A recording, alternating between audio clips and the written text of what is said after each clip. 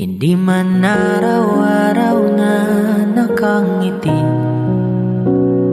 at ilang beses na rin tayong humihindi. Di na